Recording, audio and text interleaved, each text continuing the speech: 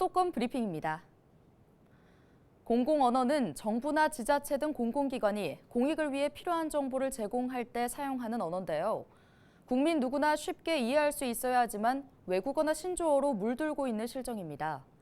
지자체의 대표적인 공문서인 보도자료를 분석해봤더니 지난해 발행된 17개 지자체의 자료 절반 이상에 외국어가 포함돼 있었습니다.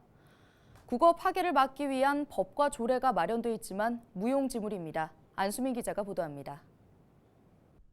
부산 바이브 위크, 페이백, 리노베이션, 글로벌. 우리말 단어가 있는데도 외국어를 사용했습니다. 한 시민단체가 지난해 발행된 전국 17개 지방자치단체의 보도자료를 분석해봤더니 100건 중 53건, 절반 이상에 외국어가 포함돼 있었습니다. 특히 부산의 경우 외국어 사용 비율이 67%로 전국에서 가장 높았습니다. 기본적으로 의식의 문제가 저는 있다고 봐요. 충분히 우리말과 한글로 적을 수 있는 건데도 불필요하게 외국어를 사용하거나 외국 글자로 적는 경우가 있는 거죠. 눈높이가 일반 국민 눈높이가 아니라는 거예요. 국어기본법은 공문서는 일반 국민이 알기 쉬운 용어와 문장으로 써야 하며 한글로 작성해야 한다고 규정하고 있습니다.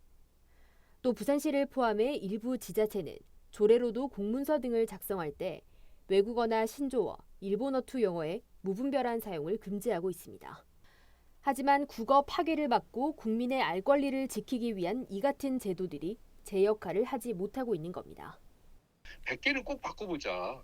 제일 많이 잘못 쓰고 있는 거 쉽게 바꿀 수 있는 거 이런 거 좀 바꿔보자라고 해서 이렇게 같이 운동을 펼치면서 서로 좀 독려하고 하면 할 수 있단 말이죠. 제가 보기에는 이제 예를 들면 국장급이나 이런 분들이 노력을 좀 해주셔야 돼요. 어려운 공공언어를 누구나 알아듣기 쉽게 개선하면 280억 정도의 경제적 효과를 가져올 수 있다는 국립국어원 연구 결과도 있습니다. 우리말 단어와 문장으로 공공언어를 사용하려는 의식적인 노력이 필요해 보입니다.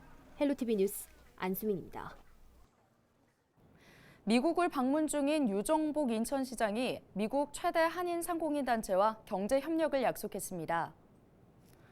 인천시는 유정복 인천시장이 현지 시간인 지난 10일 미국 로스앤젤레스에서 미주 한인 상공회의소 총연합회 이경철 회장과 경제교류 협력을 위한 업무 협약을 체결했다고 밝혔는데요.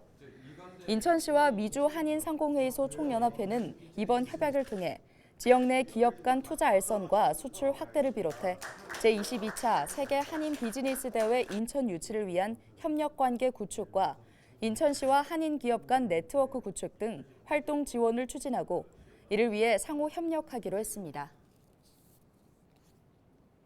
경기도가 경기 북부 10개 시군을 대상으로 경기 북부 특별자치도 설치 비전 공청회를 진행합니다. 경기도는 12일 연천군을 시작으로 오는 11월 15일까지 공청회를 이어갈 방침인데요. 경기도는 공청회를 통해 경기 북부 특별자치도 설치 시 시군별 비전을 공개할 계획입니다. 특히 공청회는 경기 북부 특별자치도 설치 비전을 시군별로 구체화하기 위한 과정으로 발전 전략 발표와 이에 대한 의견 수렴 형태로 진행될 예정입니다.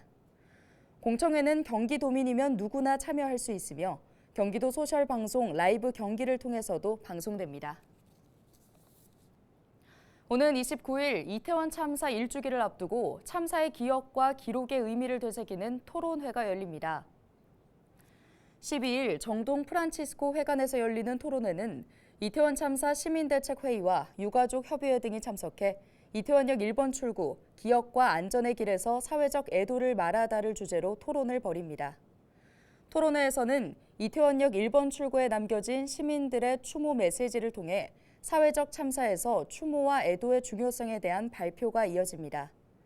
또 현재 조성되고 있는 이태원역 1번 출구, 기억과 안전의 길 조성 과정의 의미를 되새기는 토론이 진행됩니다.